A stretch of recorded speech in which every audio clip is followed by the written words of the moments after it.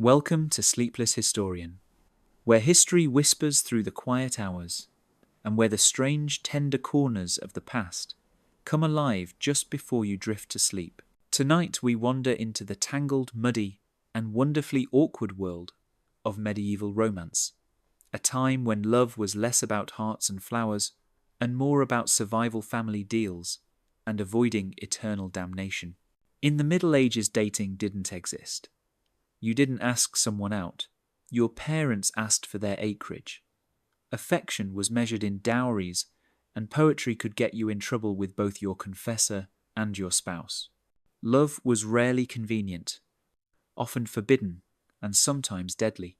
Yet even in cold stone halls and smoky cottages, people found ways to feel something more. They flirted at wells, they sent secret tokens, they wrote verses that no one was supposed to read. Every smile was a sin, every touch a story. And somehow, despite all the rules, love survived. So as you settle in and let the noise of the day fade away, imagine the glow of candles on ancient walls, the echo of footsteps in a silent chapel, and the soft laughter of someone who shouldn't be laughing. Because here, in the sleepless quiet of history, we remember not just what happened, but what it felt like to be human. If you enjoy gentle journeys through forgotten worlds and stories that help you rest, subscribe to Sleepless Historian, leave a quiet hello in the comments, and let history keep you company tonight. Now, close your eyes, and let's drift back together to a time when love smelled of hay ink and holy water. Love was a transaction and a hope. If you could open a medieval heart, you wouldn't just find butterflies, you'd find a ledger. Romance in the Middle Ages lived under three watchful guardians: survival, kinship, and the sacred.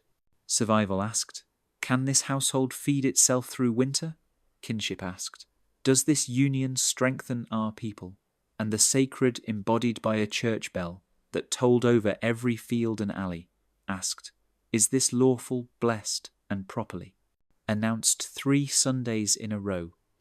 Between those questions, the fluttering heart did its best to keep a rhythm. Start with survival, because sentiment on an empty stomach is simply poetry performed to a rumbling drum. A medieval household was a small economic engine: animals, tools, seed, hands. Marriage didn't merely combine 2 souls, it merged 2 labour forces. A wife meant bread-baked milk, churned children, minded a second pair of hands at shearing time. A husband meant ploughing strength roof, mending legal, standing at market a shoulder against wolves, 4-legged, sometimes 2. Set aside perfumes and lutes. The most romantic gift in many villages was a serviceable ploughshare and a roof that didn't leak over the bed. Dowry and bride price floated through this world like twin coins in the same purse. In some places, a bride came with linens, a chest, a cow, a handful of coins, if fortune smiled. Elsewhere, the groom's family paid the bride's kin to compensate for her labour, leaving their fire. Either way, value moved because a person was moving and the village wanted the math to remain balanced. It sounds cold, but in a world of narrow margins, it was a kind of tenderness, families shoring up a young couple against famine with cloth pots and animals that gave more animals. Love, if it came, could arrive later with the bread. Kinship sat next to survival at the head of the table. Peasant families scanned hedgerows and field lines the way nobles scanned border maps. A marriage that joined neighbouring strips might turn 2 awkward slivers of land into something ploughable without a week of zigzags. A union between 2 Thatcher families could mean guaranteed roofs for cousins and cousins' cousins. Gossip wasn't just entertainment, it was due diligence. Is he sober? Does she keep a tidy yard? Do their hens actually lay? This was linked in with geese, for the nobility kinship wore velvet and spoke heraldry. Children were betrothed to redraw maps without a single sword unsheathed. A wedding could move mountains, or at least a mountain pass. It also moved children into adulthood on someone else's schedule. Your heart might quicken for the falconer's apprentice, but your father saw a dowry large enough to buy a better mill share and attempted not to notice your size. In this sense, a medieval matchmaker was less Cupid and more civil engineer. Then came the sacred. If survival and kinship counted goats and fields, the church counted degrees of cousinhood. From the 12th century onward, marriage in Latin Christendom hardened into a sacrament, and canon law drafted by men with tidy handwriting and long memories declared that mutual consent made a real marriage, a radical kindness. Two people could say, "I take you" in the present tense and technically be Wednesday. But the same law wrapped that tenderness in fences. You could not marry too close in blood. You should publish your bans so neighbours could object. He's already promised elsewhere, and you should do it before a priest if you wanted peace. Later. The village liked ceremonies because the village wanted clarity, hence the bans 3 Sundays with your name sung into the rafters, so any entanglements could flutter down like startled pigeons. If someone cleared a cough in the second pew and said delicately that the groom had sworn himself to Agnes of last harvest under the oak after too much ale, well better to untie the knot now than at the church porch with a crowd and a scandal. Consent was queen, but community was chaperone. Betrothal and marriage lived closer together than many think. There were promises for the future, "I will take you," and promises in the present, "I take you." And in the fog between them, couples sometimes found themselves arguing years later about which words they'd used, what they'd meant, and who had been sober enough to count syllables. Witnesses mattered. So did tokens, a ring, a knife, a belt, a coin. The church preferred the tidy order of vows in daylight with a priest, but life had its own calendar. Some couples married hand to hand on a threshold at dusk. Some made vows in a field because someone's father had a temper and someone else's mother had a sharper one. The parish tried to sweep all these knots into the same broom closet, bless them, and pin their names in the margins of a register where the ink didn't always hold. Age is one of the most misunderstood shadows in this hallway. Nobles sometimes married young for alliance, yes. That was the point of using children as chess pieces. But for most people, marriage waited until work made a household possible. A man wanted tools and a plot. A woman wanted linen, a cow, a chest. Time was a dowry too. People married when they could not, when a modern chart expects them to. The chaperone you met in the intro, let's call her Aunt Margaret, knitting with a face like judgment, didn't hover only because of temptation. She hovered because the village trusted eyes over rumours. A courtship was a public thing. Supervised, walks, talk, on a bench, 2 ells apart, a cousin, listening, accidentally of course. Reputation was wealth. Kisses spent unwisely were like coins lost in a hedge and still counted against you at market. Even letters were public objects in practice. Literacy lived unevenly, but where it lived, it learned to whisper. Lovers wrote in metaphors so dense they would survive a monk's curiosity. Souls as deer in forests, hearts as lit tapers, longing folded like altar cloth. A signature could ruin you. A smear of beeswax perfume could be recognized at 10 paces. Safer sometimes to send a token than a sentence, a ribbon snipped from a sleeve, a glove pinned openly where everyone could pretend not to notice. Economics kept a running commentary.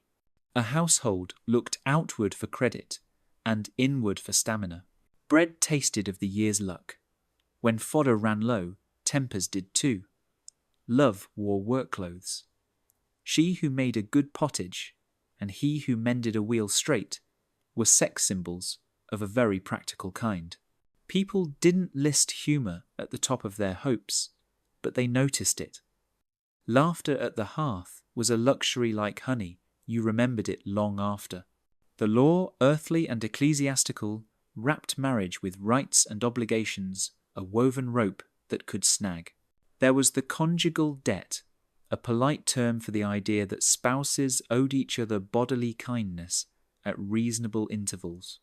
There was dowry law, what portion of a wife's goods remained hers, what portion safeguarded for her if he died or failed at virtue. A widow might, with luck and good neighbours, reclaim her chest and cow and set up a small sovereignty of her own. A brief reign of independence before a second marriage or a long widowhood turned the village's pity into a fence around her door. Not all unions began without affection. Not all ended without it. Many did what human hearts have always done. They warmed by use. The first winter taught each other's habits. The first illness taught each other's gentleness. The first birth taught both the size of risk. Love throttled early by strategy, sometimes crept back later with breadcrumbs and soft hands, and found two people too busy to notice until one paused and said, "You're kinder than I guessed," and the other answered, "You snore like a brewery, but yes." The village policed what it blessed. There was charivari for men who beat wives' Skimmington rides for adulterers, public mockery for those who married too soon after a funeral, the line between justice and cruelty braided tightly. A community's conscience was not always kind. But those raucous nights announced communal norms in a language of pans and ladles banged together and rhymes you wouldn't teach a child. In their own raw way, they said marriage matters here. You can see how courtly love, our later chapter's hazard of knights, who adore ladies from distances measured in psalms, grew from this soil of rules. If marriage was a contract, longing needed a stage elsewhere. So nobles invented one, a theatre of manners and songs, where passion could breathe without burning the legal house down. Meanwhile in the village, a different kind of poetry stayed closer to the earth, the way a man lifted a bucket from a woman's yoke, without being asked, the way a woman set an extra onion aside for a neighbour's thin stew. In a world with few private rooms, privacy lay in gestures, and all the while the church kept time. Priests announced banns heard confessions that mixed desire with drought, and gave counsel in voices that tried to be both truthful and gentle. The best of them understood that human beings are not tidy creatures and kept a drawer full of mercy. The worst brandished rules like cudgels and scowled at weddings as if joy were a heresy. Most were in between, which is to say human, and worried about roof leaks like everyone else. Markets and feast days, fairs and saints' vigils, these were the social calendars upon which hearts scribbled appointments. On feast days candles gilded plain faces, ale smoothed shyness, songs rose that everyone knew. Touch was regulated, but a dance could bend a rule with grace. Hands brushed on purpose by accident, eyes met between verses, a ribbon appeared on a sleeve where none had been that morning. You didn't need a troubadour to tell you something had begun. The mill was a notorious accomplice. Grain required waiting, waiting required talking. Wheels turned flour dust, floated, and in the pale cloud, people met one another's patience. Mills also gathered rumour like lint, so two people could leave with more than flour news had adhered to their clothes. Wells did similar work. Water enjoys company. Couples met there under the pretense that buckets are heavy, which they are. Add to these the church porch, where everyone stood before and after Mass. Their proposals could be borne without anyone admitting they were present at the birth. A young man might test the distance between good day and good future. A young woman might see whether this one made jokes at other people's expense. The heart keeps a fine ledger of kindnesses. And yes, there was cruelty. Marriages arranged across unwillingness. Young people yoked to older strangers because fields demanded it. A girl with a lively laugh who learned to silence it. A boy good at songs given to a wife who scorned them. The world was not a romance, and no amount of candlelight can make some rooms warm. But memory is a selective archivist.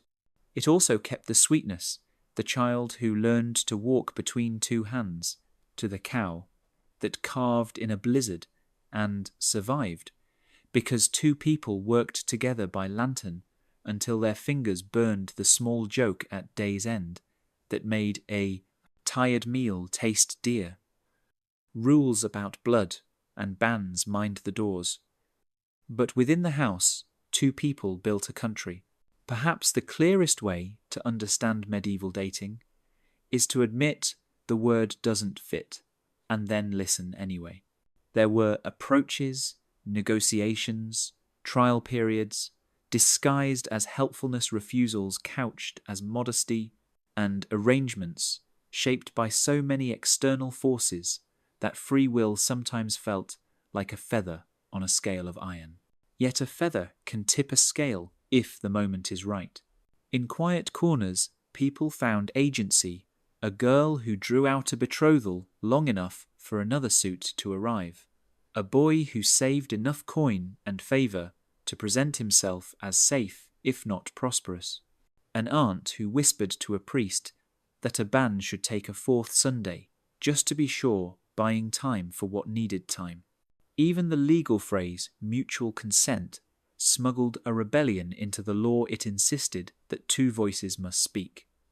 As for desire, it learned to wear disguises. It pretended to be politeness, then kindness, then habit, until one winter night a hand found another under the table at last, and stayed there. And what of beauty? The medieval world praised it in poems and distrusted it in practice. A handsome face was a dangerous kind of property, impossible to fence and likely to wander. Villages valued sturdiness, gate teeth. The church valued modesty on others and carved it into sermons that clanged like cookware. Still, beauty did its old sorcery beneath the rules, as it always does, and got blamed for the consequences, as it always has. The paradox of the age is this. The more the world tried to make marriage a machine for producing grain heirs and order, the more love acted like water finding cracks, seeping under doors, pooling in unlikely places, softening what seemed hard. That softness is the miracle this chapter wants you to notice. Love didn't overthrow the system. It didn't need to. It learned the schedule of the bells, then arrived late with flowers anyway. Which brings us to a small truth worth taking to bed. People change each other. A practical match sometimes turned affectionate because daily work is intimate and intimacy given time, and an absence of cruelty grows toward gentleness. A mercenary match sometimes warmed because a shared joke is a gateway drug. And arranged or not marriages produce stories, and stories produced the patience to make tomorrow's bread. If you find yourself judging them, imagine the pressures off stage, the harvest that failed, the taxes that didn't, the plague that had recently taught everyone how quickly a chair could be empty. In that light, choosing someone who could be trusted with the lamp at midnight feels less like cynicism and more like wisdom.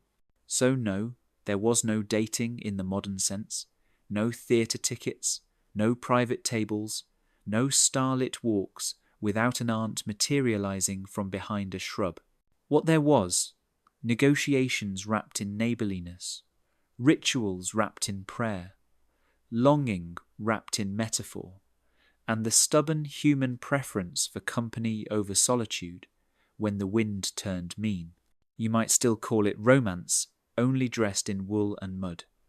Keep that image as we move forward, the ledger and the lamp. The ledger keeps the household alive. The lamp makes the household worth keeping. Between them, medieval love learned to breathe, and if sometimes it wheezed well, so do we. Now let the bell fade into the distance. Ahead lie the muddy lanes where peasant hearts barter for winter, the high halls where silk sleeves hide, sighs the letters that travel by candle and rumour. But first take one more deep breath. We're not in a hurry, history isn't either. Peasant courtship, love in the mud. At sunrise, the village wakes the way a hearth wakes slowly by degrees. Chickens argue with the light smoke, climbs out of low thatch, and boots find their way into yesterday's ruts. If you are looking for medieval dating, you won't find it here, you will find chores. And inside those chores, quietly as steam rising from pottage, you will find courtship. Love among peasants doesn't begin with candle-lit promises. It begins with a bucket, a hoe, a sheep that refuses to be reasonable, and two people who discover one mild morning that they work well side by side. The first rule of peasant romance is that attraction notices competence before it notices cheekbones. Hands that can lift, mend, knead, glean, shear, thatch without falling, these are as persuasive as poetry. A steady gait means fewer broken eggs. A good singing voice means harvest goes more pleasantly. A decent set of teeth is a luxury item and should be treasured accordingly. It's not that beauty doesn't matter, it's that winter has opinions. If you can split kindling true and stir porridge without letting it scorch, you already speak the dialect of desire. The village is a map of possible meetings. The well is a marketplace for glances. The mill is a waiting room for conversation. At the communal bakehouse, you can offer to carry someone's loafboards and learn a great deal about their patience while the oven cools to perfection. The church porch before and after Mass is both the town square and the comment section. You will be seen there, and being seen is part of being known. The common fields and meadows host the great seasonal theatre. In haymaking time, whole households spread and turn swathes under a June sun that forgives almost anything. If you want an excuse to talk, carry a rake. If you want an excuse to listen, carry two. Peasant gifts are practical, modest, and occasionally endearing beyond all reason. A carved spoon means I was thinking of you by firelight. A bundle of kindling by a door says I noticed last night's cold. Eggs when hens are stingy rank as love letters you can eat. A ribbon woven at the edge of a long winter evening, narrow, neat, the colour of berries you won't see again until summer can travel from girl to boy, boy to girl, hand to pocket, sleeve to sleeve, without anyone admitting it is a promise. You can tell a great deal about a person by how they receive a turnip presented sincerely. Parents are not villains in this story. They are weather. They track clouds you cannot. They know which families pay debts, which roofs leak, which tempers bite after ale. A mother will watch the way a prospective son-in-law handles a lame lamb and learn everything she needs to know about his patience. A father will notice whether a girl keeps her broom by the door bristles up or bristles down, and file the information under habits. Their interference is maddening, but their logic is ancient. A household is two sets of habits, attempting to coexist without burning the stew. Economics stands at every threshold, though it tries not to be rude about it. Marriage means founding a new hearth or joining an existing one, and that requires resources, tools, linen, a mattress, stuffed with something better than regret. Many young people spend years in service, hired to other households earning small wages and instruction. These years are a kind of slow apprenticeship in living get-up, when told, do what's needful. Save coin, carefully acquire the habits that will make a future spouse nod approvingly.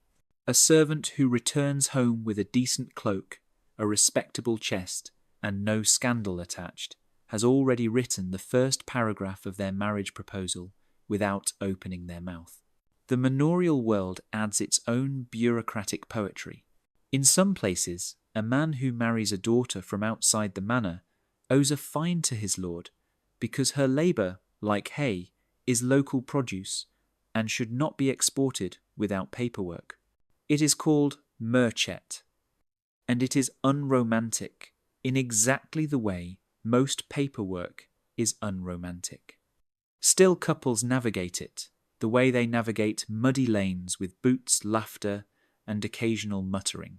The reeve who knows everyone's business by divine right of being nosy for a living will ensure the dues are paid and the gossip duly circulated. And what of chaperonage among peasants' privacy is an expensive luxury in one-room houses, so most interactions are public by default. You talk while carrying, while weeding, while shelling beans in the yard as neighbours do the same. A sister hovers, a cousin happens to be there, a child is sent along just in case the geese are feisty. The village doesn't forbid conversation, it supervises it by existing. The safest words are said where everyone can pretend not to hear. Peasant humour is a courtship strategy. You can't offer a sonnet, but you can offer a remark about old Thomas falling in the mill pond again that makes someone laugh so hard they drop a bundle of flax. Wit is useful, the world is heavy, and anyone who can make it lighter earns consideration. But cruelty is noticed and remembered. A joke that punches down will return to you like a stray dog, tooth-marked and unwilling to leave. Feast days are festivals of sanctioned looseness. On May Day, the village plays at being wild within boundaries, and boundaries are the important part. There is dancing on the green, there are wreaths and ribbons and the boldness that comes with borrowed garlands. A hand rests 2 heartbeats too long on a forearm, and nobody pretends not to notice. They simply pretend not to mind. At harvest suppers, when the last sheaf is stood and the last jug is tilted, songs pull people close without permission slips. You will see pairings form like weather fronts. You will see them disperse by Martinmas. The church, for its part, frowns at exuberance, and then, if the curate is wise, lets the village be a village, so long as banns are called and promises kept. Penance exists for those who step outside the marked path, but it is usually measured in prayers and public apologies rather than thunderbolts. The real threat is not punishment from above, but disgrace among neighbours. A woman accused lightly, and often of lightness, will find doors closing against her. A man known for breaking words will find that a reputation runs faster than he does. Bundles of detail matter here because love among peasants accumulates in bundles. When the cow calves badly and he shows up unasked with a rope and a calm voice, he writes himself into your ledger under reliable. When her little brother runs a fever and she sits up holding him while the mother dozes, she writes herself into your heart under steadfast. These are not grand gestures, they are daily labour. If the Middle Ages made marriage into an engine, peasant, affection is the oil unseen, indispensable, only noticed when missing. There is also the art of refusing gracefully. The village is small, you must live among your almosts. A girl can avoid a suitor by always being busy in the opposite direction. A boy can invest himself conspicuously in mending a cart whenever a certain laughter approaches. Mothers absorb messages. Fathers deliver them in roundabout ways. Sometimes a flat no is necessary, and then one hopes for the kind of dignity that leaves both parties able to share a lane to church without needing separate seasons. Not every love comes to the altar, A few go the way of song's bright brief, told afterward with rueful smiles. Service pulls one away to another parish. A bad harvest rearranges everyone's math. A brother dies, and a daughter must stay to keep a parent fed. Sorrow in peasant life is rarely operatic. It is logistical, but that doesn't make it smaller. The woman who keeps her ribbon in a chest for 20 years doesn't imagine herself a heroine.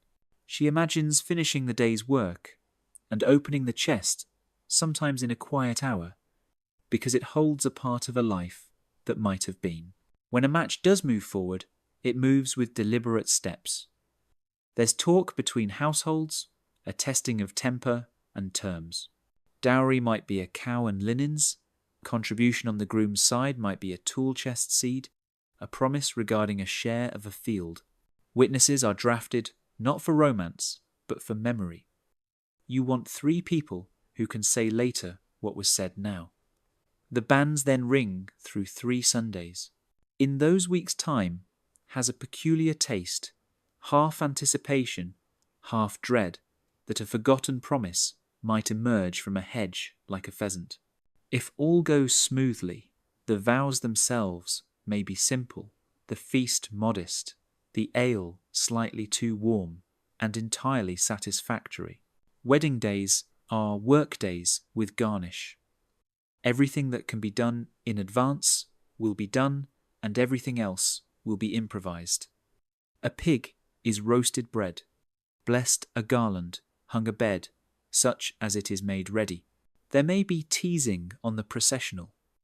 If the teasing bites, an aunt will annihilate the offender with a glance. Gifts pile without grandeur, a kettle, a stool, a knife, whose edge promises to be loyal. The dance afterward is where the village tests its future, who laughs together, who disappears kindly to see that a grandmother gets home before the due. The first months of marriage among peasants are less a honeymoon and more a tutorial.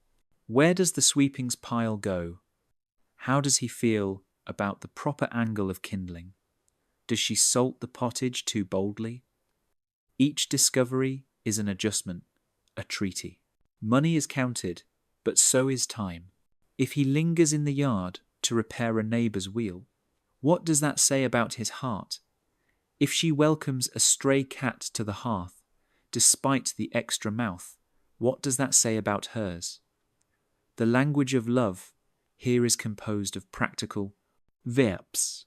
We should speak too of tenderness, because it hides so neatly inside hard days that it can be missed. A hand on a shoulder at the end of a long sewing, a murmured joke shared at someone else's boasting, quiet singing to a fussy child while a pot hums and the world outside pretends to be eternal. These are the very small rooms where peasant love lives and grows.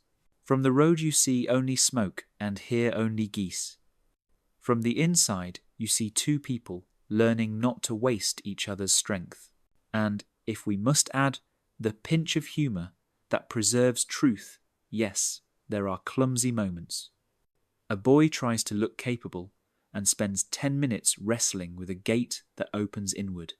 A girl tries to seem indifferent and forgets she is wearing his ribbon. He boasts about his thatching, and then storms come to audit. She praises his singing, and then discovers he knows exactly 1 verse to every song. The village which loves a tale will keep these moments in circulation at a gentle simmer for years. Laughter can be unkind. It can also be a communal way of saying, "We were there when you were young." There are cautions. Drink can ruin a courtship, and so can pride. A man who cannot say "I was wrong" to a hen will not say it to a wife. People notice. A woman who despises other women will find herself despised in turn. People notice that too. The small stage of the village magnifies virtues and vices equally. The nearest thing to advice, should any medieval peasant be in the mood to accept advice, would be this: be the kind of person others trust with sharp tools and small children. Everything else follows. If this all sounds unromantic, Close your eyes and listen again. Hear the rhythm of two sets of boots matching each other's pace down a lane. Hear the knock at dusk that says, "I have brought you a wedge of cheese because today was hard." Hear the scrape of a stool pushed back so one can rise to stir while the other stays seated for the first time all day. Romance here is a series of ordinary mercies performed faithfully until they become extraordinary. And yes, there were moments almost grand. A girl running across a yard in summer rain laughing because she forgot to bring in the washing and now everything smells like sky. A boy standing absolutely still holding a lantern while a calf is born. The midwife shouting and everyone's hands working at once. And in the bright ring of light he looks up and meets her eyes. And they both know something that cannot be said because the calf is breathing, and that is enough for now. If you can't call that romantic, you may be allergic to reality. Eventually years pass, and the couple who once traded eggs and glances become the couple others come to for advice. They will shrug because advice is for people with time, but they will say small true things keep a spare bucket. Don't borrow trouble. Forgive quickly in summer and slowly in winter. Everyone is tired by Michaelmas. The best story about your marriage is the one no one else needs to hear. Love in this world is a craft, not a miracle. It has miracles inside it like raisins in bread, but the bread is flour, salt, water, heat, and hands. That is peasant courtship, a choreography of tasks that lets two people prove themselves useful and kind in the same direction. No lute required, though a song helps. No balcony, though a low fence can be scaled if one truly insists. The mud is part of the beauty. It means the land is fertile, and so if you are lucky, is the heart you are offering. If the village laughs at you, let it. Villages laugh at everything. Work well, share warmth, keep faith. Romance will find you doing both, and decide to stay for supper. The rules of noble romance. If peasant love was shaped by weather and work, noble love was sculpted from parchment and politics. It wore velvet instead of wool, but the heart underneath still beat with the same stubborn rhythm. The difference was that every sigh, every vow, every flutter of feeling had to pass through an obstacle course built from heraldry alliances, and a church with opinions about everything, including how long a kiss could last before it, endangered a soul. To be born noble was to enter life as someone's strategic asset. From the moment a child cried in a tower nursery, the sound echoed through the family's accounting books. A boy might inherit land, a girl might acquire it through marriage. Either way, both existed partly as future contracts. Love, when it appeared, was a mischief. Make her an uninvited minstrel at the banquet. No parent wanted to feed that minstrel, yet somehow it always found a way to sing. Most noble children were betrothed before they learned to read, sometimes before they learned to walk. A parchment sealed in wax could bind two families together for decades before the couple themselves could form an opinion about it. Marriage for love was a phrase that could make entire councils laugh so hard they spilled their wine. A proper marriage had purposes, unite lands, end feuds, strengthen claims, settle debts. Romantic affection was not required, though it could develop later like mould-on cheese, accidental, unpredictable, and sometimes surprisingly pleasant. Picture a castle hall banners, hanging candles trembling, a marriage contract unrolled like a battlefield map. Two fathers discuss acreage rents and whose cousin offended, whose bishop. A scribe scratches notes in Latin, a priest blesses. A mother smiles as though she has swallowed a pearl whole. Somewhere nearby, the future bride practices the art of graceful silence, and the groom adjusts his sleeves, wondering whether she is tall or short, kind or unkind, alive or merely described as such. The match is agreed upon, the document folded, witnesses sign. Later, minstrels will sing of destiny, but destiny is written by clerks with good handwriting. The noble wedding itself is both splendid and slightly terrifying. The church provides grandeur, bells, choirs, candles. The family provides money. The bride and groom provide composure. They may meet for the first time at the altar, a fact that never ceases to astonish modern romantics. There is nothing quite like saying I do to a stranger, while half your extended relatives glare at you with the tense joy of gamblers watching dice roll. And yet, despite the formality, there is tenderness hidden in corners. A nervous glance exchanged while the Latin drifts overhead. A whispered joke between two people who realise that for better or worse they're in this spectacle together. Marriage, even an arranged one, had a way of revealing shared humanity under the armour of protocol. Survival of the heart, like survival of estates, required cooperation. Once married, the noble couple entered a life that resembled polite warfare. A lady managed the household servants' accounts, tapestries, the small army of people responsible for ensuring the castle didn't collapse under its own etiquette. A lord managed the land's disputes, hunting rights, the occasional rebellion. They might spend months apart, he at war, she at court, or in confinement with pregnancies that too often ended in churchyards. Letters bridged the distance, formal, cautious-edged, with longing, but rarely saying so directly. They were written like chess games, each phrase a move that balanced affection against decorum. In this world, love was often imported from literature. Noble society fed itself on romances. The stories of Tristan and Isolde, Lancelot and Guinevere, all those doomed lovers who made bad decisions, look heroic. The irony, of course, was that these tales were usually performed at banquets by minstrels hired by the very class whose marriages were most allergic to passion. People cheered tragic devotion while negotiating the next dowry. If hypocrisy were a commodity, the nobility could have paid all its debts with it. Courtship, when it did exist among nobles, required choreography. A glance across the great hall could mean 10 different things depending on timing, audience, and whether your cousin was feuding with her cousin. Conversation unfolded like embroidery, delicate, detailed, and designed to avoid directness. Compliments travelled in metaphors. Your eyes like morning, dew your virtue like a fortress, and were then analysed by ladies in waiting for weeks to determine whether they implied true interest or simply practised politeness. Etiquette manuals existed written by men who clearly never had to flirt in real life. They advised restraint, modest gestures, and a general demeanour of holiness, slightly tarnished by charm.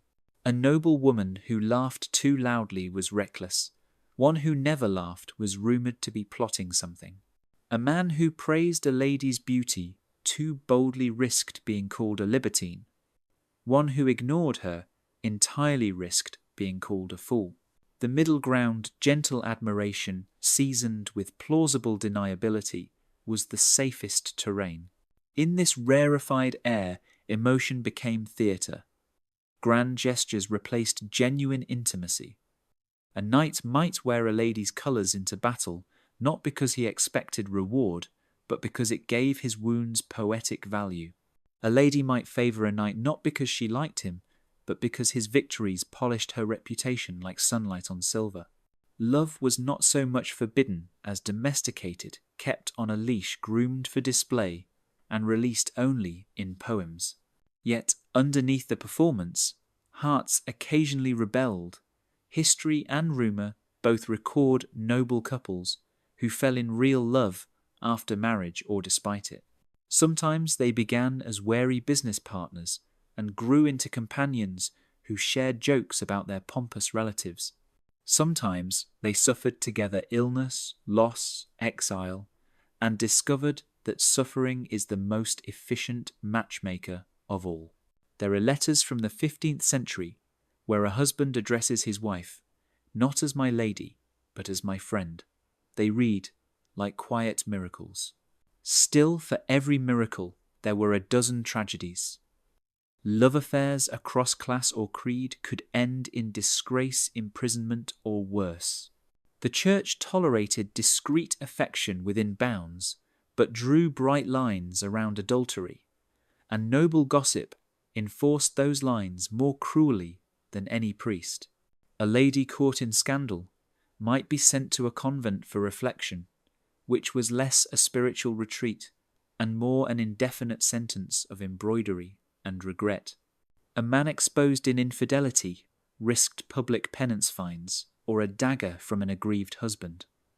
The safest love story was always the one that stayed mostly imaginary. Inheritance laws added another layer of romance-killing complexity. A noble family's land had to pass to legitimate heirs, emphasis on legitimate. Love that produced children outside marriage endangered fortunes. That was why virginity before the wedding was not just a moral concern, but a financial one. It kept the bloodlines accounting tidy. A daughter's body was effectively a trust fund managed by everyone except herself. The church preached chastity. Fathers audited it. Education played its part in how love was expressed. Noble boys learned Latin heraldry and how to manage estates. Noble girls learned French music and how to pretend that embroidery was interesting. When they met, conversation was shaped by these lessons. A compliment could be wrapped in a reference to Virgil. A refusal could arrive disguised as a theological question. Love required an intellect agile enough to dance within the narrow ballroom of acceptability. And then there were tournaments, the medieval equivalent of dating shows broadcast in full armour. A knight declared devotion to a lady fought under her token and occasionally won. Everyone knew the system. It was half ritual, half flirtation, and entirely public. The lady smiled, distributed ribbons, and maintained an expression, suggesting both gratitude and indifference. If the knight survived, he might receive a glove or a nod. If he died, he received immortality in song and an eye roll from practical women who knew that good farmhands were scarcer than poets. The castle household itself functioned like a rumour engine. Pages, squires, ladies in waiting all carried whispers between chambers faster than any messenger. If a young lord lingered too long near a particular window, the servants would notice. If a lady requested her harp be moved closer to a certain corridor, someone would interpret that as strategy. Privacy was a luxury rarer than gold leaf. For this reason, love often had to disguise itself as piety. Lovers met in chapels, exchanged prayers as if they were vows, and discovered that kneeling side by side could be surprisingly intimate. Nothing hides better than sincerity. Not all noble relationships were grim transactions. Some families, perhaps worn down by centuries of negotiating alliances, decided that peace in the household was worth more than another 10 acres. These were the quiet revolutionaries, the parents who allowed their children to marry people they actually liked. Chroniclers rarely mention them because happiness is poor entertainment, but letters, wills, and the survival of jokes in family archives hint at their existence. When genuine affection blossomed, it often expressed itself through patronage. A loving husband might commission a chapel window depicting his wife's favourite saint. A loving wife might fund a book of hours illuminated with her husband's crest entwined with vines. Affection became art-visible proof that devotion could be both moral and decorative. Even cynics admired the craftsmanship. But what about those who never found affection at all? Many noble marriages remained courteous but cold a lifetime of parallel lives under one roof. The husband hunted, The wife managed. They met at dinner like colleagues, forced to share a cubicle the size of a kingdom. Politeness covered emptiness like fine dust over stone. Some endured it quietly. Others sought consolation elsewhere. Religion, poetry, occasionally an enthusiastic falcon. One chronicler noted a lord who loved his hawk more than his wife. The margin comment in that manuscript reads simply, understandable. For noble women, the risks were sharper. Their choices were narrow, their conduct scrutinized. Yet they found ways to carve small freedoms. A lady could manage estates while her husband campaigned. She could arrange her children's futures with more subtlety than her own had been arranged. Let us show them running manors, negotiating rents, and occasionally firing priests who irritated them. Power, even borrowed, could teach a woman to see herself differently. Sometimes love began in that recognition, a husband realizing his wife was not a decorative saint, but a partner who could outthink him. Sometimes love ended there when he realized the same thing and disliked it. It is tempting to judge this world harshly, to declare its marriages prisons and its romances hypocrisies. But perhaps the more charitable view is that nobles trapped in their gilded duties simply invented new ways to express what everyone else expressed by instinct. They turned emotion into art desire, into ritual loyalty, into lineage, and occasionally, against the odds, two people found the person beneath the title. History remembers their castles. We can remember their glances. By the end of the Middle Ages, the idea of love itself had begun to shift.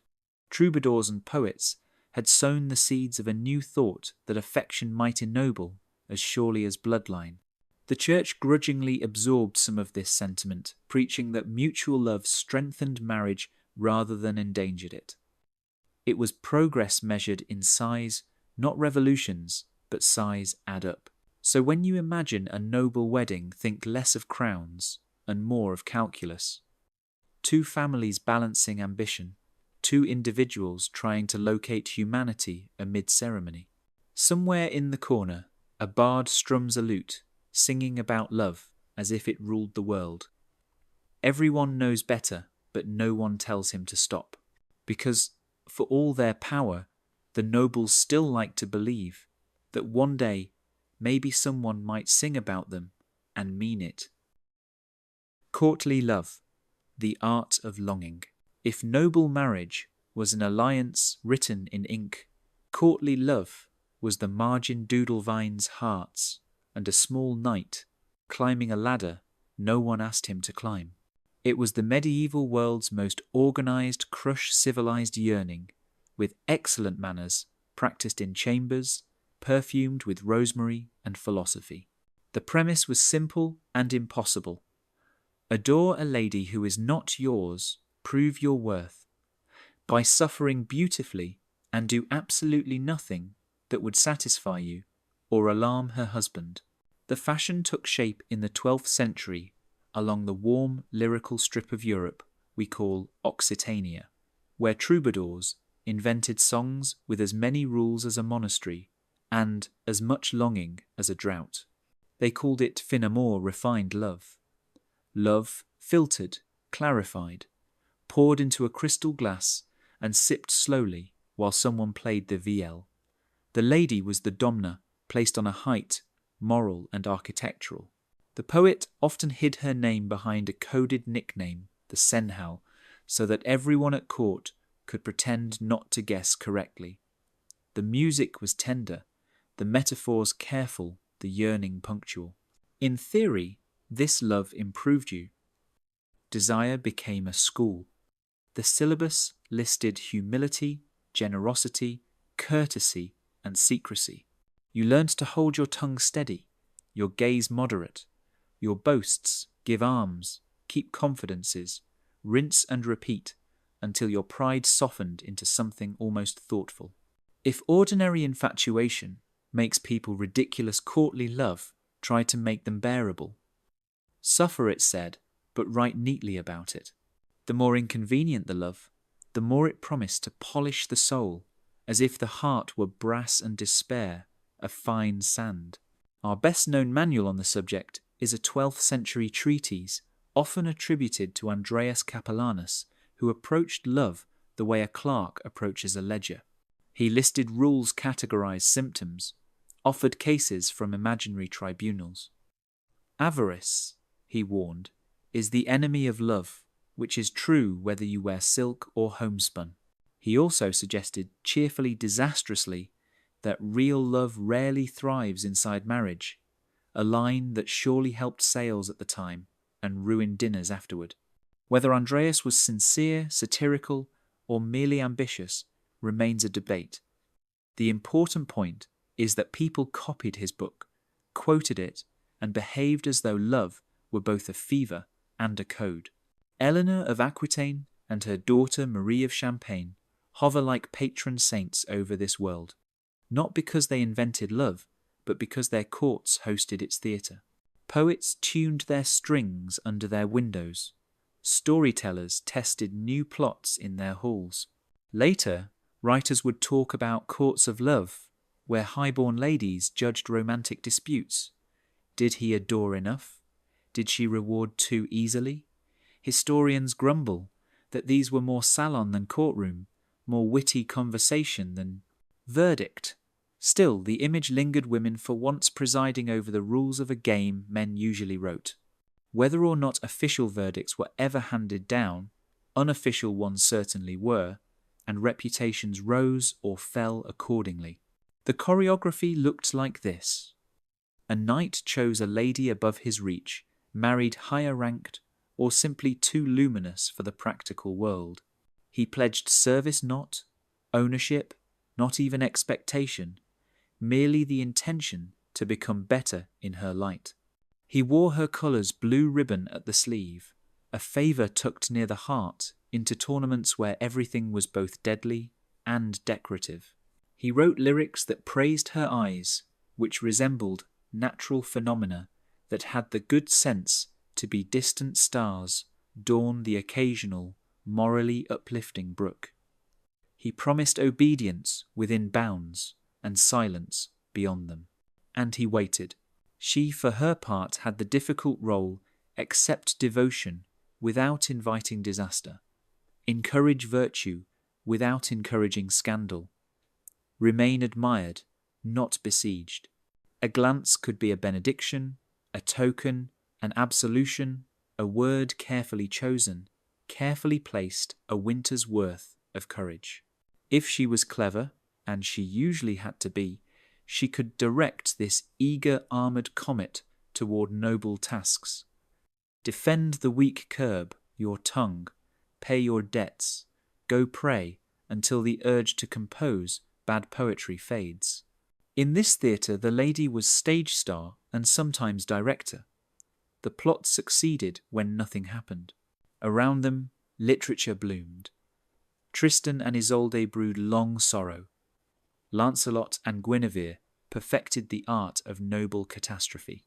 The Roman Della Rose spun an allegorical garden where desire chased itself in loops of dream logic. Even when these stories ended badly, and they often did, they fed the conviction that ardour was a virtue provided it tasted of restraint. The best love, the poets insisted, was the kind that could be told to a confessor without having to switch languages halfway through. The paradox is the point. Courtly love celebrated adultery in everything but deed, and then demanded you stop precisely where life becomes interesting.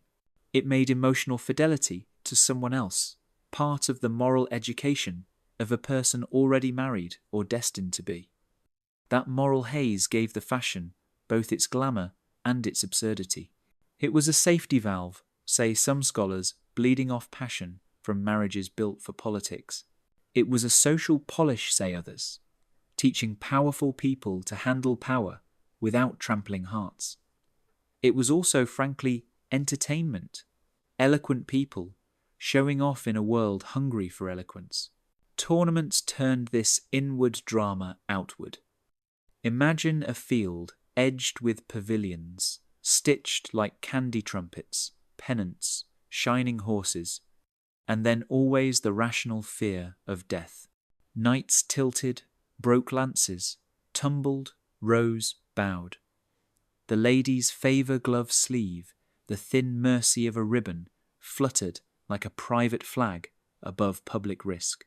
If he won, he rode beneath her window as if the moon were watching. If he lost, he pretended to have intended a moral lesson. Either way, songs were written.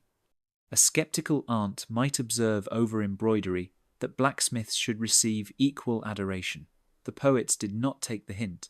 Language itself developed calluses and grace to carry all this feeling. In Occitan songs, you'll find joy, joy as discipline, a joy sharpened by absence. You'll find the beloved coded under a false name, because truth travels faster than even the fastest page. You'll find arguments in verse between poets' tensos where love becomes a debate conducted with courteous knives. In French romances, desire walks fully armed through allegory. Reason lectures, beauty beckons, jealousy locks doors, hope forges keys. If this sounds exhausting, remember that exhaustion is soothing when sung slowly by a warm voice in a candlelit room. The church watched, with an expression perfected over centuries, concern trimmed with curiosity. On the one hand, talk of extramarital devotion smelled of sin. On the other, the emphasis on self-restraint made bishops hum contentedly. Preachers warned that romantic songs softened spines. Confessors heard behind the sighs lives trying to be decent in complicated rooms. The best pastors did what they often do, redirected energy toward charity, and reminded the lovelorn that prayer was a form of attention that never embarrassed anyone. Was there consummation? Sometimes, of course. People are people, and poetry does not make doors any heavier, but the code praised the edge more than the plunge. The perfect knight loved so purely that his longing improved harvests by example alone. The perfect lady remained so worthy that granting even a smile could have toppled governments. These ideals were unattainable by design. That was their function, to set a horizon against which ordinary attempts at gentleness could be measured and on good days improved. For women, the code cut both ways. It crowned them moral arbiters and reduced them to metaphors. It gave them leverage and stole their agency. A lady accustomed to being traded like a map suddenly held a kind of court in which a man's virtue rose or fell by her word. Yet, if she misstepped, the same poets who praised her could punish her with jokes that spread faster than ink dries. She was inspiration custodian and scapegoat in one miraculous body. Some navigated this with sly brilliance, setting tasks instead of temptations, requiring charity instead of sonnets. Others were overwhelmed by admirations that glowed too hot for safety. Courtly love did its strangest work not in beds but in tempers. It taught people not to sneer at tenderness, to admire self-control, to speak carefully in a world where carelessness had cavalry. Courtesy, that slippery jewel of a word, owes some of its shine to these performances. The sense that power should bow, that desire should ask permission, that praise is not a tax you levy, but a gift you craft. The fashioned civilized edges it could not remove. Call it polishing a lance, still a weapon, but less likely to split a friend. And what of the many who had no time for this art? The steward chasing accounts, the nurse with a fussy child, the kitchen master rescuing a sauce. They became the audience, and sometimes the critics.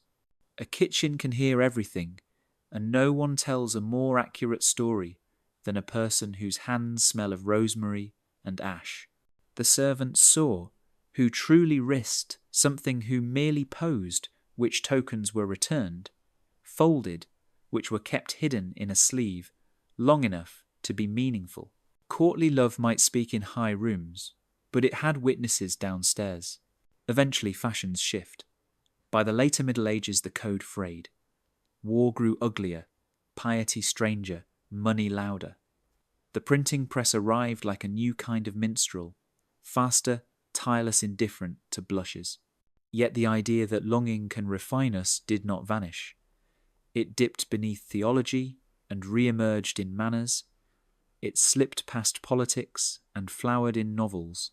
The strange promise survived. Wanting something you cannot have might still teach you how to be good for the things you do. If you want an emblem for courtly love, don't choose a heart, choose a ladder. The knight climbs service restraint, courage silence, never expecting to reach the window, aware that the climbing itself is the lesson. Or choose a candle, small flame, disciplined light enough to read, by not enough to burn the house. Or if you prefer honesty, choose a sigh, well-timed in a crowded hall, a quiet signal. That meaning can live safely inside decorum if nurtured by patience. From a modern seat, it's easy to smile at all this grown people turning crushes into catechisms. But imagine the relief too of being told that feeling much does not require doing much, that your restless heart can be taught to become a gentle instrument, that love might be measured not by conquest but by control. In a world violent in 100 respectable ways, restraint could feel like rebellion. So the next time you hear a song about impossible love, hear also the clink of goblets, the creak of leather, the scratch of a goose quill, spelling out a name no one must read aloud. Somewhere, a lady lifts her eyes from a book of hours. Somewhere, a young man lowers his, chastened and grateful. Between them stands a code half beautiful, half absurd, fully human. And in that narrow, courteous space, the Middle Ages discovered a tenderness that could survive witnesses. Tokens, gifts, and secret letters. Before there were private rooms, there were private objects. In a world where walls listened and windows gossiped, a love learned to speak through things. A ribbon, a spoon, a glove, a line of ink folded under wax. Tokens were the grammar of feeling small nouns that carried verbs too dangerous to say aloud. You could refuse a sentence. It is harder to refuse a gift placed gently in your palm with the world pretending not to look. Among peasants' tokens were practical first and poetic by accident. A carved wooden spoon meant more than dinner. It meant hours stolen from sleep, knife strokes measured in thought, the bowl smooth with someone's patience. A bundle of kindling left by your door after a storm said, "I noticed you were cold." An egg offered in a lean month said, "I would shorten my portion for you." A strip of ribbon woven from leftover threads, berry red, sky blue, could be braided into hair or tied to a wrist, a promise modest enough that even a sharp-eyed aunt might let it pass. Bone or horn knives polished by use travelled between hands. A small whetstone exchanged at the well was half joke, half oath. "I will keep what you give me sharp." Peasant love wrapped meaning in usefulness, because usefulness kept families alive. A distaff smoothed and carved with a sprig of rosemary implied remembrance as surely as any poem.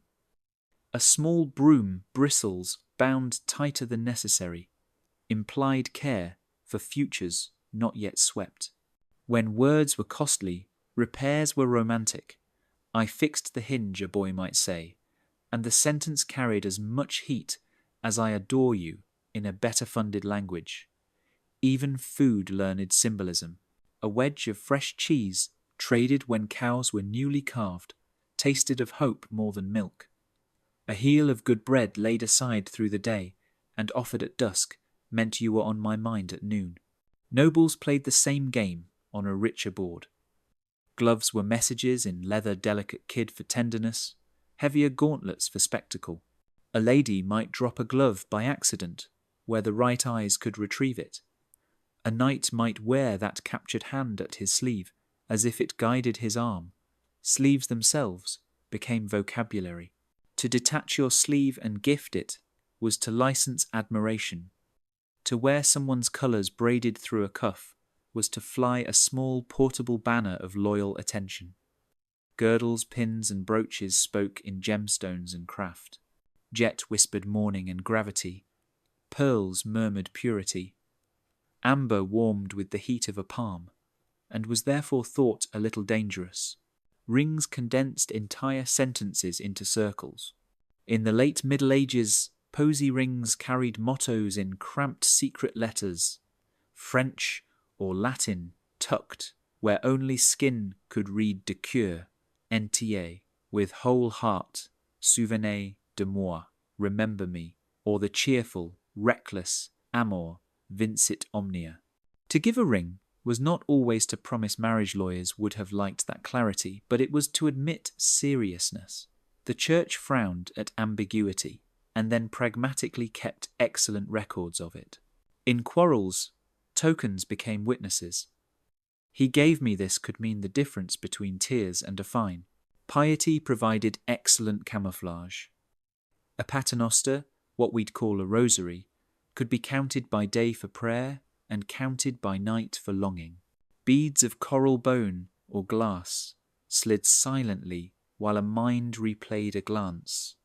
If anyone asked you were thinking of saints, books of hours, personal prayer books, with painted pictures small enough to hide inside, a breath collected pressed flowers and scraps of ribbon, like a second secret liturgy. A lover might tuck a sliver of parchment in the gutter of a page beside the Annunciation, trusting that the reader would take Gabriel's courage as precedent. Girdle books fastened by long tabs to a belt swung against the hip with every step. One could hide a picture there. Nothing explicit, merely a sprig of rosemary, painted with too much care to be merely botanical. Flowers and herbs furnished a village's emoji keyboard. Rosemary remembered. Violets promised modesty. Rue regretted. Hawthorn warned. Meadowsweet lightened grief. Daisies, marguerites.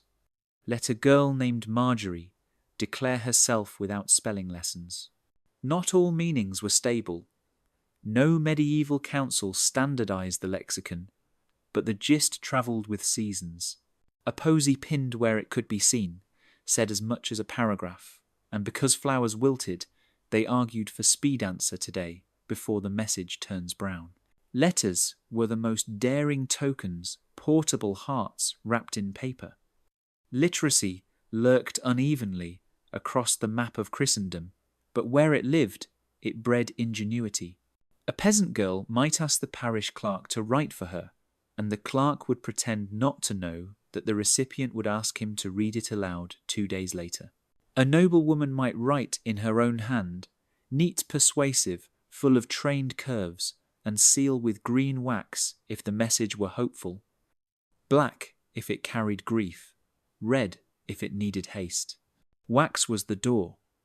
The signet ring was the key. To break a seal meant to step into someone else's house.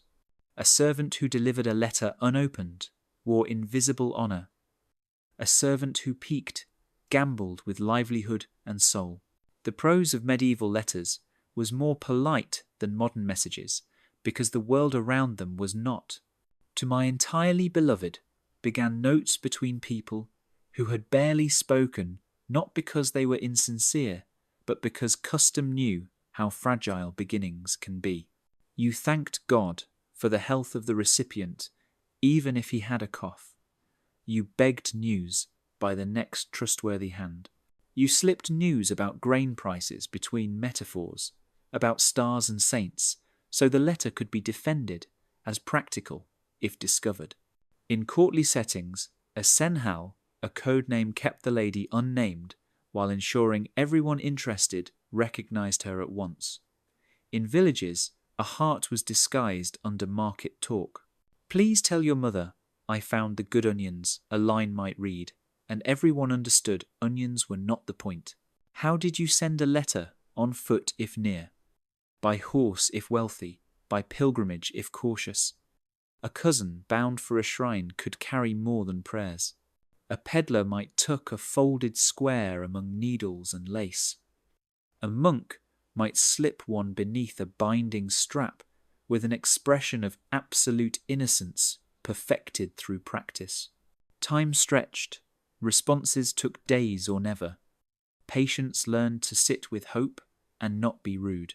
If modern lovers suffer from too much instant clarity, medieval ones suffered from its absence, and from that absence made a virtue faith. Encryption existed, though it preferred to call itself cleverness. Lovers wrote acrostics, first letters of lines, spelling names. They sprinkled capital letters with intention. They quoted psalms whose numbers added up to dates. Latin served as a curtain if family intruded. Dialect served if priests did. The only widely used cipher was frankly terrible handwriting. Many secrets were protected not by code, but by courtesy.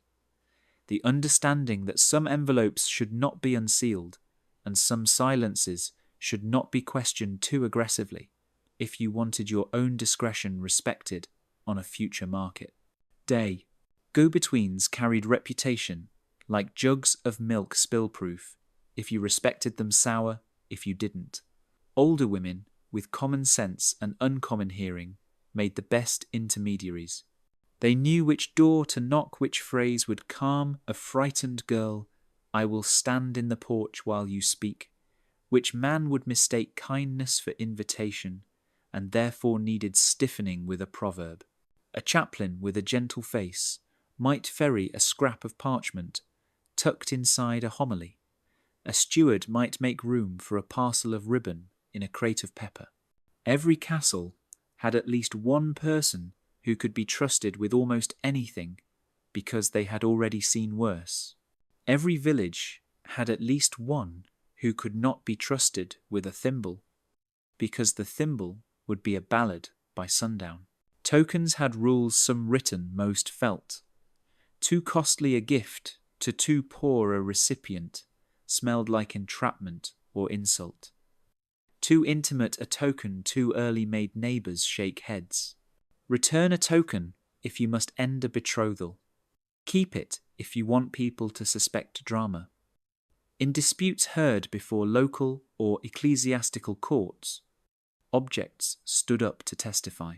A clerk would lay a ring on a board and ask questions none of us want jewellery to answer. On what day did he give you this? Who witnessed? Occasionally, an entire future hinged on whether a glove had been meant as courtesy or pledge. The law dislikes romance, mostly because romance disrespects footnotes. Love notes lived in margins literally. Many a book of hours wears faint imprints of pressed flowers, a shadow of petals on vellum like old laughter. A careful reader might leave a thread marker 2 pages before a favourite psalm, so that a second careful reader could find it by accident. On one page, a small bird faces left when early affection filled the room. Later, the same bird is retouched to face right an artist's quiet confession that feeling like feathers can change direction. Risk rode alongside sweetness. A found letter could ruin a girl, cost a boy his place in a lord's service, end a marriage that deserved better than it began. That is why so much meaning was put into harmless things. Hold a spoon, and you cannot be commanded to recite its text. Wear a ribbon, and you can always say it was the only colour left at market.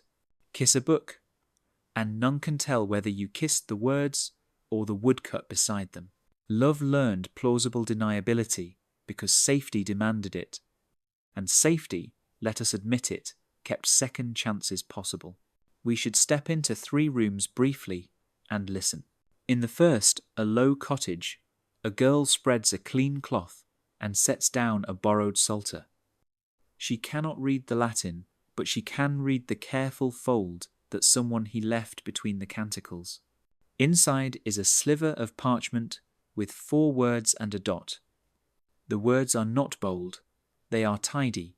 I will mend tomorrow. She smiles, because tomorrow's hinge squeal will be silenced, and because the sentence means more than hinges. In the second, A Castle Solar, a woman opens a small coffer of cypress wood and lifts a rosary of jet. It was her mother's, then hers, and now the beads click quietly while she considers a note sealed in green wax. Her husband is away on the king's business. The letter is from his steward loyal precise. We have repaired the north bridge you favoured. She feels gratitude for the steward, respect for her absent spouse, and bother admiration for the artisan who carved the saint on the new parapet in a style she will not name aloud. She decides to fund a new lamp for the chapel in thanks. Some desires are safest when translated into light. In the third, A Court Hall, a young knight receives a ribbon from a lady whose gaze could discipline cavalry. She says, "For your courage in speaking truth to my brother, and every person within earshot hears for not flattering power." He ties the token to his sleeve and thinks sternly of becoming worthy rather than becoming interesting. This is how the better stories begin, with the quiet decision to let a gift insist on virtue instead of conquest. Sometimes tokens misfired. A glove returned with the stitching unpicked said more unkindly than any sentence. A ring sent back with the motto scraped away turned love into evidence for the prosecution. A letter that arrived sodden from rain and half illegible could betray without intending to. There is an entire minor genre of medieval misery that consists of people discoursing on the cruel indifference of weather to delicate feelings. Somewhere a poet, having lost a note in a ford, declared that rivers are sceptics. He was not wrong. And yet, for every mischance, a dozen quiet successes, a colour spotted across a crowded church, a sprig of rosemary tucked into bread, a page turned down at the corner in a book passed from hand to hand until it came back to the right hand, a spoon in a chest preserved for 50 years without anyone explaining why and no one needing to. Tokens did not merely communicate, they remembered. When memory faltered, as it does even to ardent hearts, objects steadied it. We were this to each other, once a ribbon can say from the dark. Perhaps we can be kind again. A final thought about secrecy, because secrets have their own ethics. The best tokens allowed refusal. A ribbon can be returned. A letter can be burned unread. A spoon can be used by someone else, and the world does not end. The worst cornered the recipient with costliness or gossip. Medieval lovers, when they were wise, chose gifts that did not become traps. Love without room to decline is not love, it is leverage. The quiet triumph of the token is that it proposes, it does not impose. So tokens and letters, small rebellions in a supervised world, each said with more or fewer syllables the same stubborn sentence, "I see you," not the alliance you represent, not the acreages your father imagines, not the labour your hands will add to a hard year you. A glove could do that. So could a spoon. So often and bravely could a scrap of ink. And in the long patience between sending and reply, people learned the oldest art of love. There is waiting without bitterness, answering without haste, and letting the smallest things carry the heaviest meanings until miracle of miracles they did. The Church and the Chaperone Police. If medieval romance had an uncredited co-author, it was the Church, a tireless editor who crossed out entire paragraphs of pleasure and replaced them with notes in the margin that said, "Decency and repent immediately." Love might begin with a glance, but before that glance could ripen into anything truly memorable, it had to survive a gauntlet of sermons, confessionals, and family members who believed surveillance was next to godliness. From the Church's point of view, love was suspicious not because it was sinful, but because it was unpredictable. Sin could be scheduled and fined. passion was volcanic. Priests preached that the only safe love was the kind written into a contract witnessed by God, and preferably chaperoned by a relative with poor hearing but strong opinions. Everything else was the devil's rehearsal. The official line was simple: love is sacred inside marriage, and everything outside it is either temptation or paperwork in progress. Behind this doctrine lay centuries of administrative effort. By the 12th century, marriage had evolved from a social custom into a sacrament, and sacraments require paperwork. There were bans to announce 3 Sundays of public warning before vows could be exchanged, and long lists of forbidden degrees of kinship. The church measured bloodlines like a nervous genealogist. No cousin within 7 degrees, though the math was generous enough to turn a wedding into an act of advanced geometry. If 2 families ignored the rule, they could pay a fine, do penance, or in extremity, receive annulment and heartbreak in equal measure. In practice, the church's vigilance created an entire genre of low-risk disobedience. Lovers met in the grey zones under porches in gardens, in the back rows of Mass, where kneeling covered a multitude of gestures. Parish priests knew what was happening and preferred not to know too precisely. They were overworked, underpaid, and aware that human nature has no off switch. A sensible curate could forgive anything that didn't interrupt Vespers. Chaperones, meanwhile, acted as the church's volunteer deputies. Their job description combined moral policing with theatrical direction. A noblewoman never walked alone if a cousin could be persuaded to accompany her. A village girl rarely fetched water without a younger sibling clinging to the bucket. If a conversation grew animated, the chaperone coughed. If laughter lingered too long, she rearranged the chairs. An ideal escort possessed the hearing of a saint and the imagination of a stone. Too vigilant, and she strangled the plot. Too lenient, and she became part of it. The church encouraged this culture of witnesses. Privacy was treated like suspicious silence, in a confessional not proof of guilt, but strong evidence of opportunity. A respectable couple's every meeting occurred under the collective gaze of parents, servants, neighbours, or heaven. The very architecture of courtship bent toward public view. Great halls replaced cosy corners. Gardens were formal, not secret. Letters passed through so many hands that even the ink felt nervous. Love might claim to be blind, but in medieval Europe it never lacked an audience. And yet, paradoxically, this omnipresent watchfulness gave birth to subtlety. Lovers learned the art of small signals because large ones were fatal.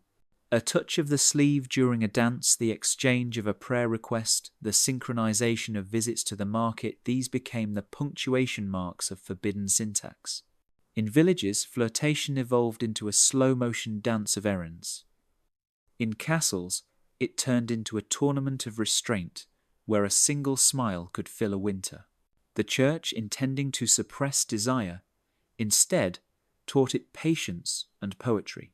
Sermons on chastity were a medieval spectator sport. Parishioners pretended shock, preachers pretended ignorance of the chuckles they provoked.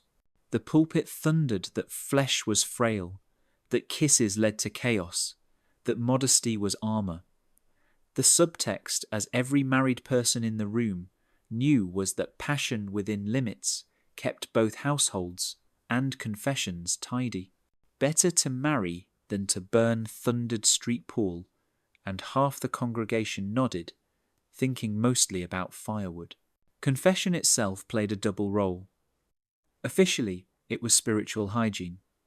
Unofficially, it was therapy with penalties attached. Lovers confessed too much or too little, depending on courage and the priest's patience. A sympathetic confessor could steer a couple from scandal to sanctioned vows. A strict one could ruin reputations with a raised eyebrow. Manuals for confessors multiplied, offering questions so delicate they read like gossip disguised as theology. How long was the embrace? Was it before or after the harvest? Did laughter accompany it? The church worried that priests might enjoy these interrogations, and so wrote more manuals. An early example of moral recursion. The other half of the chaperone system was family honour, which had its own theology. A daughter's virtue was a father's credit, a son's restraint, a mother's pride. Households guarded reputations with the same zeal they guarded door keys. A rumour could travel from tavern to altar before a rooster crowed twice. To avoid such disasters, families engineered encounters so public that the Virgin herself would have blushed from the noise. The result was a society where intimacy required choreography and romance was a team sport. For the upper classes, the church's gaze extended to the writing desk. Courtly correspondence was censored by piety. A knight's letter began with an invocation of the Trinity before descending into verses about eyes like candles and souls like storm-tossed ships. The opening line, "To my lady, for whom I pray," nightly served as both devotion and insurance policy. Should the letter fall into the wrong hands, it could be defended as an overly emotional sermon. Scribes and couriers learned discretion the way falcons learn silence by threat and example. In smaller parishes, enforcement was less theatrical and more exhausting.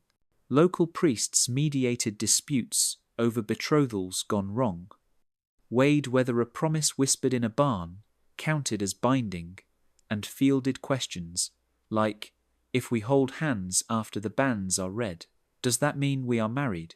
The answer, delivered with the weary humour of experience, was usually, "Not yet, and please keep it that way." Parish registers record both joy and bureaucracy, a ceremony here, a fine there, a note that two young people were admonished gently, clerical shorthand for "court again, poor souls." Despite all this vigilance, or perhaps because of it, human creativity flourished. Lovers smuggled affection into liturgy, choosing the same patron saint, lighting candles in matched pairs, timing confessions to coincide. A festival of Corpus Christi might double as a festival of glances. The church had built a labyrinth of propriety. The faithful, being inventive mice, learned every tunnel. Still the clergy could surprise. Some monks wrote treatises praising marital affection as a reflection of divine love. Others thundered that even married couples should approach the bedchamber as penitents entering a cell. Between these extremes lived the practical parish priest who knew that too much guilt spoiled productivity. His advice was simple: work hard, pray often, keep peace at home, and remember that laughter, though not listed among the sacraments, was occasionally permitted. Chaperones, meanwhile, evolved into an institution so entrenched that even heaven must have sighed. A proper household required at least one, an aunt, a nurse, or a friend, whose virtue was indestructible and whose hobby was attendance. They were living surveillance systems powered by gossip instead of electricity. Their presence at picnics and pilgrimages ensured that conversation never exceeded the temperature of porridge. Young people invented countermeasures, decoy walks, elaborate group outings, and the strategic use of crowds. A procession to a local shrine could conceal more flirtations than the entire archives of troubadour poetry. But not all chaperones were villains. Some were secret allies, tired of pretending youth was tidy. An indulgent aunt might cough loudly enough to warn, but softly enough to excuse. A nun supervising novices might look away for precisely the length of one exchanged smile. They understood what the church sometimes forgot, that virtue without mercy becomes cruelty, and cruelty has no staying power. The irony, delicious in hindsight, is that the church's machinery of control preserved the very romance it feared. Because intimacy was difficult, it became valuable. Because meetings were rare, they became sacred. Because temptation was dangerous, it learned eloquence. The barriers transformed ordinary attraction into something stylized, deliberate, and memorable. Without bishops and bands, there would have been no troubadours. Without chaperones, no letters folded like prayers.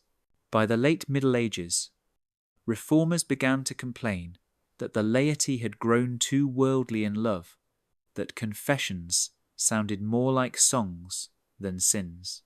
The Church answered with stricter rules and softer homilies, sensing that what could not be eradicated might be guided. Marriage manuals urged mutual respect. Sermons celebrated companionship. Saints were invoked as patrons of fidelity rather than enemies of pleasure. Slowly, the institution that once guarded hearts with iron learned to cradle them with doctrine instead. And the chaperone. She endured well into modern centuries, a relic of divine bureaucracy. Long after the Latin faded and the bands shortened, someone still cleared a throat in the background of every new affection. It is possible that the habit lives on today, in the polite questions of relatives, in the comment sections of social media, echoes of medieval supervision, humming quietly in our bones. So the Church, stern architect of morality, and the chaperone, its mortal handmaiden, deserve a curious kind of credit. They kept love inconvenient, and by keeping it inconvenient, they kept it alive. For nothing in history has ever burned brighter than a flame protected by too much wind and yet somehow refusing to go out. Festivals and flirting markets, Maypoles, and the courage of ale. If chaperones were the locks on the door, festivals were the polite church-approved windows left open for fresh air. The calendar scattered opportunities for supervised mischief across the year, like breadcrumbs, fairs and fasts, vigils and feasts, processions that moved too slowly for virtue and too quickly for supervision. Love didn't need privacy, it needed pretext. Festivals provided it in abundance music, loud enough to make whispers look innocent crowds, thick enough to confuse an aunt, and rituals so ancient that even the local priest could only shrug and say, as our fathers did. Spring began the season of bravery. At Maytide, the village tied ribbons to anything that would hold still poles, hawthorn, hats, opinions. Garlands crowned girls who pretended not to enjoy it. Boys pretended they were only here for the music and then tripped over their own certainty. Dancing organised touching into geometry rings and reels, where hands met and parted by rule, which made rules surprisingly popular. The maypole itself, where it existed, rose like a very tall excuse. Ribbons crossed and recrossed. Feet kept time. Eyes handled the important business. If you needed to send a message, you tugged a ribbon with exactly the pressure of a sentence you dared not speak. No one could object, after all the village was only celebrating spring, so vigorously the hay blushed. Midsummer traded flowers for fire. Street John's bonfires turned lanes into amber tunnels and made everyone look better than they had at noon. Leaping flames ostensibly for luck tested ankles and courage. A steady hand helping you across was practically a vow with sparks. Herbal bundles smouldered, and so did patience. If May asked, "Who are you?" Midsummer asked, "Are you brave? Brave enough to share a cup to walk home the long way to say, 'See you Sunday,' in a tone that promised there would indeed be a Sunday."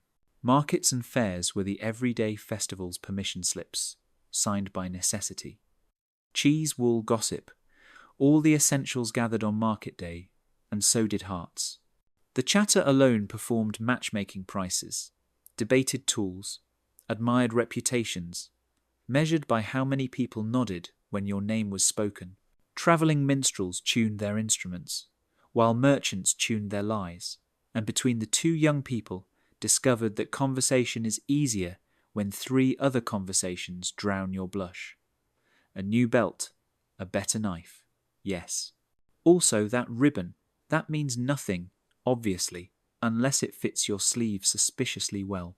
Churchill's fundraisers with taps reminded everyone that piety, when properly poured, could be merry. Ale sold for a roof repair, lubricated forgiveness, a quarrel eased by a bench, and a song ended with hands closer than doctrine preferred. The priest approved because the nave would be dry this winter. The reeve approved because the village was. Someone produced a drum, someone else produced a story. Couples produced plausible reasons to fetch more bread together. If the chaperone asked where you'd been, you could answer truthfully, supporting the parish. Mystery plays rolled through towns like a moving sermon with a sense of humour. Guilds wheeled pageant wagons from scene to scene. Creation at one corner, Noah scolding a tipsy audience at the next, and the crowd followed holiness at a comfortable pace. Watching together created a little democracy of attention nobles and bakers, laughing at the same devil with the same ridiculous tale. During scene changes, a young man could recommend a better viewing spot for edification, and a young woman could discover that his theology improved dramatically when he stood downwind of the pie stall. Plays taught doctrine. They also taught that standing shoulder to shoulder makes strangers feel like possibilities. Pilgrimages widened the map of opportunity. A group set out to a shrine with bedrolls bread and superior intentions. On the road, status blurred. Dust did what sermons tried to. Stories swapped like provisions. Feet learned each other's rhythms. Chaperones discovered that even vigilance needs sleep. Saints collected prayers and occasionally engagements. You returned home with a token from a holy well and a new calm about who had walked beside you between the hedges when the evening smelled of thyme. Local customs added spice by parish. In some places, Shrovetide unfastened belts and inhibitions, a notch games in the lanes, mock battles that made real bruises and unreal declarations. In others, Hocktide arrived with ransom games, where men and women took turns capturing each other for charity, and jokes the whole thing supervised by elders who pretended to disapprove while counting coin. Harvest homes wrapped gratitude in noise. The last sheaf, the Kern baby, or some cousin of her, came in to applause. Ale argued with song. Couples slipped out to check whether stars still existed. They did, and kindly. Urban life supplied different stages. Bathhouses where they existed and were still respectable were social more than sensual. A place to steam winter out of bones and discuss who had married unwisely. Bridges and riversides hosted vendors by day and lingerers by evening. If you could hold your place against the tide of carts and dogs, you could hold a conversation. Guild feasts and apprentices' holidays turned workplaces into theatres. Nothing accelerates attraction like seeing someone handle a carving knife with the confidence of a saint, especially when they leave you the best slice with a generosity that cannot be entirely professional. Music threaded all these gatherings together, pipes and fiddles, drums and voices, big enough to make rafters consider their sins. You didn't need an instrument to participate. You needed breath and the courage to be tuneful in public. Songs carried refrains everyone knew, which meant you could harmonize with someone whose name you hadn't learned yet and decide afterward whether to. Dances set manners to rhythm. A bow at the beginning said, "I won't embarrass you." A bow at the end said, "I would like to try again." In between wrists and shoulders learned more about each other than sermons considered polite. Clothes played accomplice. Festival linen was whiter. Sunday best smelled faintly of lavender if fortune allowed. Laces tied just snug enough to suggest that the wearer had opinions. Tokens from earlier chapters reappeared with plausible innocence. That glove, it went with the gown. That ribbon, it was the only one at market that didn't clash with shame. Flowers, of course, did half the talking pinned, where chaperones could approve and sweethearts could decode. Supervision tried to keep pace. Aunts travelled in flocks. Uncles cultivated the art of lurking. But crowds are generous to the young. A cough covered a sentence. A turn back offered a moment. A transaction at a stall created a pocket of privacy the size of 2 apples and a future. Besides, even chaperones are human. A pie must be sampled. A hymn must be sung. The bonfire must be admired at exactly the same moment as everyone else. Love didn't need a door to swing shut. It needed 10 seconds and a reason to exist when it opened again. Not that festivals removed risk. A misread glance could sour a season. A dance too close could be noticed by the wrong cousin and recounted with improvements. Drink could loosen tongues past usefulness. The cure for such disasters was the village's long memory for kindness and short patience for fools. If you blundered, you apologized. If you boasted, you stopped. If you erred, you volunteered the next morning to haul water for the old and stiff. Reputation was repairable work, like thatch. And because we promised humour, yes, festivals produced the confident amateur poet, a threat to peace, second only to the officious usher. He declaimed verse about eyes like lakes until the actual lake in question felt misrepresented. He rhymed heart with part and expected gratitude. Villages developed elegant defences.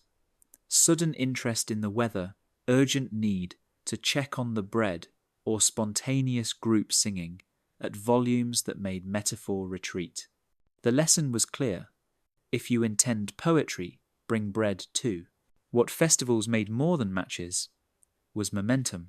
A conversation begun at May could survive to Michaelmas. On the strength of ritual alone, see each other at market, sing on Sundays, exchange tokens under the discipline of the calendar. The year itself conspired to keep you brave. Advent's candles for patience, Christmas's greenery for endurance, Candlemas for light in bleakness. Lent to remind you that restraint is not only for lovers, Easter to prove that mornings return. The Church had set these feasts to teach theology, couples without blasphemy, learned love with the same lessons. By year's end, some flirtations cooled into fondness that nodded across pews. Others warmed into bands called aloud. 3 Sundays of names hung in the nave like garlands. Either way, the festivals had done honest labour. They'd turned opportunity into character and attraction into habit. They'd given 2 people 100 small chances to be kind under observation, which is the only test that matters, since most of married life is performed in front of witnesses named neighbours. So, when we picture medieval flirting, let's not isolate the stolen glance. Let's see the whole choreography, the saint's day that put everyone in the same field, the market that made errands rhyme with meetings, the bonfire that turned timidity gold. Love prospered because the calendar insisted on hope and the village insisted on music. Tomorrow we will return to kitchens and councils, to ledgers and laws. But for tonight, let the drum keep time and the garlands keep secrets. And when the fire sinks to a red patience, walk home together the long way, 2 silhouettes on a lane that remembers every festival and every promise it ever hosted. Marriage disappointment and second chances. The wedding is the loudest day. Marriage is everything after the musicians go home. The garlands dry, the ale settles into stories, the bed creaks for more reasons than one, and 2 people wake to discover that happily ever after begins at dawn with a draft from the door and someone's boots in the wrong place. If courtship was ceremony and code marriage is practice, awkward, repeated, refined, it breaks nothing as spectacularly as a tournament and repairs more than any treaty. It asks for patience in small coins, paid daily. Disappointment arrives, first not because love fails, but because expectations do. The mind builds palaces, bodies live in cottages. He imagined an angel at his fire. He got a woman with opinions about brooms. She imagined a night of endless competence. She got a man who argues with hinges. This is not tragedy, it is recognition. Under vow and roof people begin the slow trade of illusions for truths. How often he needs silence, how she saves string which tasks each will do without being asked.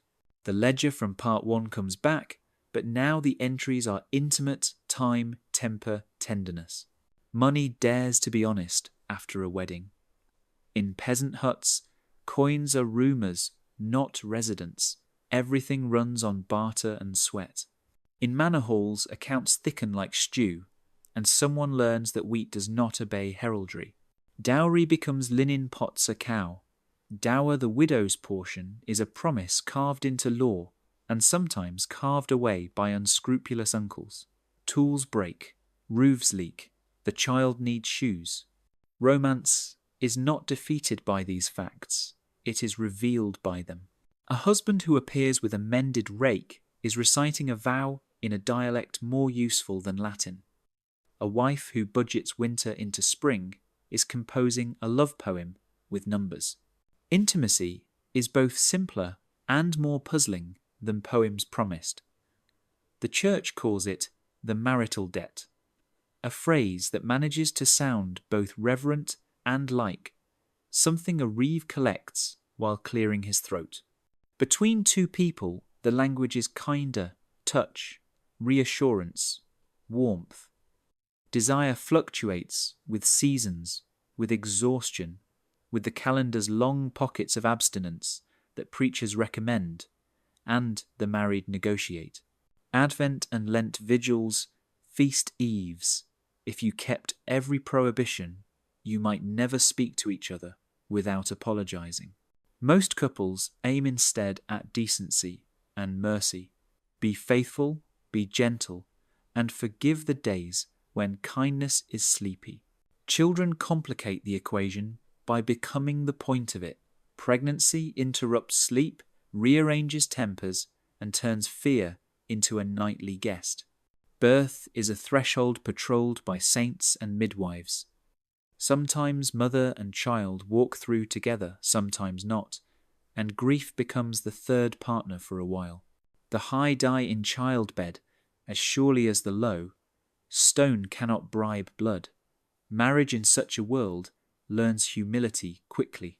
It learns to count joys immediately because delay is dangerous. It learns that love after loss is quieter but deeper, like a river in winter less sparkle, more strength. Quarrels arrive as predictably as Sundays. Good couples learn how to disagree without audience. Bad couples invite the village and serve snacks. The subjects are eternal money in-laws. Whether gossip can be ignored by willpower alone, it cannot. Where the pitchfork belongs, how loudly he should sing, how loudly she should not. The cures are homely apology, bread a walk, the decision to let one small stupid thing stay small and stupid. The cruelest sentence in any marriage is, "You always followed closely by, you never." The kindest is, "All right." Craftsmen say a house stands where the mortar is flexible. Marriages are much the same. Violence let us not look away, lived in some houses. Communities responded with the tools they had, charivari and skimmington rides, pots banged at midnight, shame paraded under the pretense of joke. Justice in these moments was noisy and not always just. It announced imperfectly that the household is not a miniature kingdom with a tyrant on the chair. Where priests were brave, they intervened. Where they were weary, they sighed. Where they were cowardly, they cited patience and looked at the floor. Even so, the arc of counsel in the later Middle Ages bent if slowly toward mutual regard, manuals advising husbands to love, not merely rule, and wives to be partners, not property. Among nobles, disappointment wore velvet, but pinched the same. An alliance crafted in court turned into two people at breakfast. He travelled, she managed. Letters bridged the dignity gap with news of accounts and weather, a code for affection. How is your cough? We repaired. The bridge. The orchard thrives. Some unions thawed into companionship. He discovered she could run estates better than his steward. She discovered he could be kind with dogs, and therefore might be kind with children. Others calcified into courtesy. A duet played flawlessly without warmth. In both cases, fidelity was negotiated between conscience and rumour. Even rumour appreciates competence, and a well-run household could silence ballads faster than a dagger. Annulment remained rare, costly, and theological consanguinity, coercion, impotence, the sorts of technicalities that send clerks into rapture and lovers into exile. Most marriages endured not because endurance was ideal, but because alternatives were worse. Separation from bed and board existed where cruelty or danger made cohabitation unsafe. It solved less than it relieved. The miracle, when it came inhabit two people who did not choose each other, learning day by day to choose each other anyway. And then there is widowhood, the harshest teacher and the most efficient redistributor of plans. Death rarely sent invitations in advance. A cart rolled, a fever climbed, a blade slipped, a birth went crooked. Suddenly, one person became two roles. The widow took her dower, if the law behaved, and the in-laws did not misbehave. She kept hens, debts, and a thin privacy that felt like both freedom and cold. The widower fed children badly for a month, and then accepted help, or married quickly, and suffered a charivari for indecent haste. The village understands speed differently when small mouths are counting your decisions. Second marriages were not merely practical. They were laboratories for late tenderness. A woman who had learned her own competence in grief met a man chastened by it. They approached each other without trumpets. Expectations, lowered by experience, allowed affection to rise with fewer obstacles. He admired that she kept accounts like prayers. She admired that he listened without performing cleverness.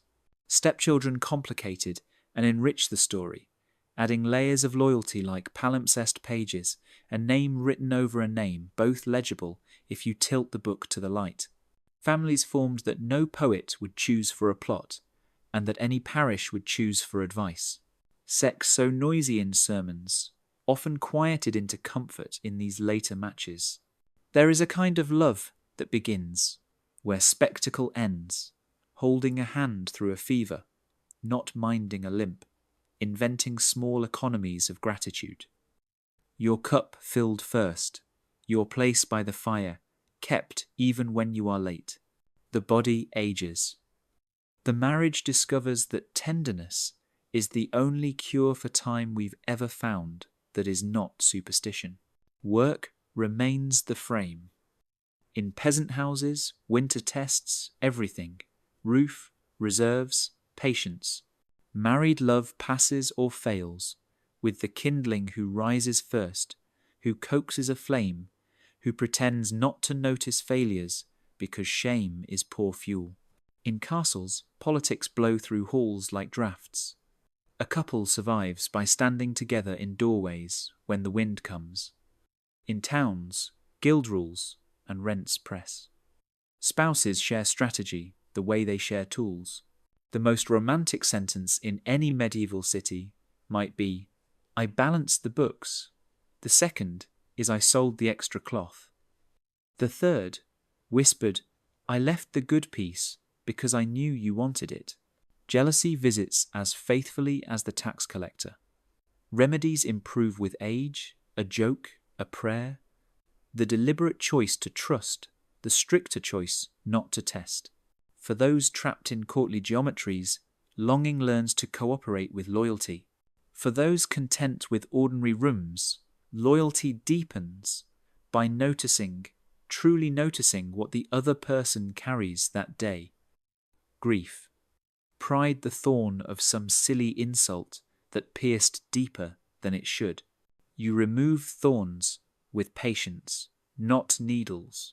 Old age for the few who reach it together is a long conversation with interruptions for soup. Legs ache, memory edits, grandchildren repopulate the lanes with proof that someone somewhere managed what you attempted. The jokes from youth are told again, trimmed of malice and fat. The house which once felt too small for temper now feels exactly right for 2 chairs and a cat. When one dies first, the other tends the absence as if it were a garden. Objects receive promotion, his spoon, her shawl, in the stool, with one stubborn wobble. No one was allowed to fix because it had become a family story. If all this sounds earnest, keep your smile. Marriage needs it. For even in disappointment there is comedy. The noble lord who finally admits his wife can read accounts faster than he can read Latin titles. The peasant wife who discovers her husband has been secretly bribing the cat with bits of cheese after swearing they had none to spare.